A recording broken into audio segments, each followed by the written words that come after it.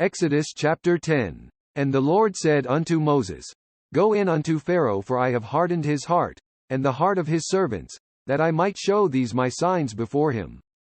And that thou mayest tell in the ears of thy son, and of thy son's son, what things I have wrought in Egypt.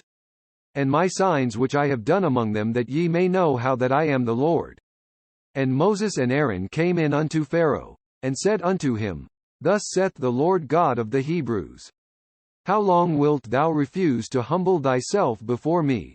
Let my people go, that they may serve me.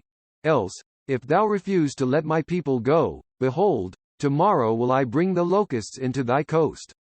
And they shall cover the face of the earth, that one cannot be able to see the earth, and they shall eat the residue of that which is escaped, which remaineth unto you from the hail, and shall eat every tree which groweth for you out of the field.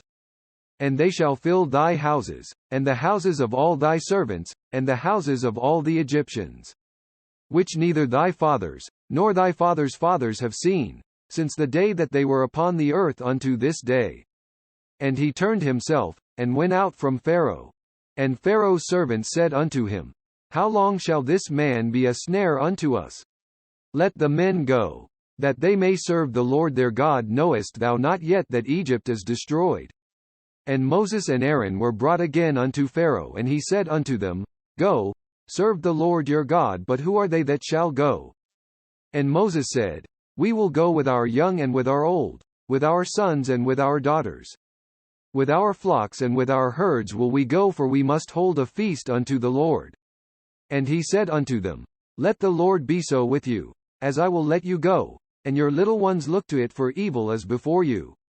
Not so go now ye that are men, and serve the Lord, for that ye did desire.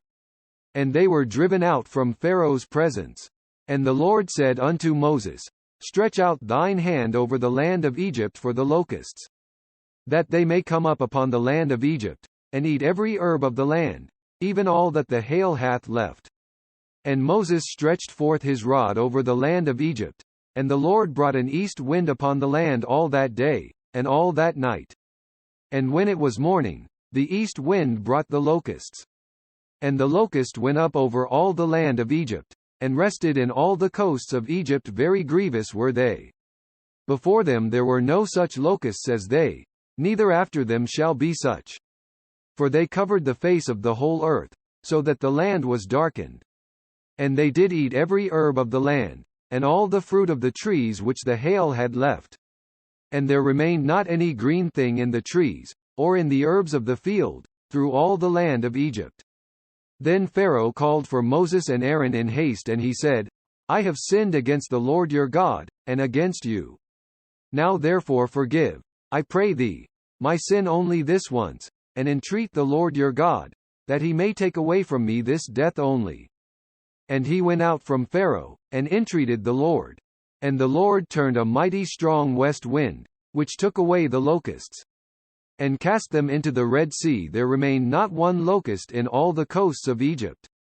But the Lord hardened Pharaoh's heart, so that he would not let the children of Israel go.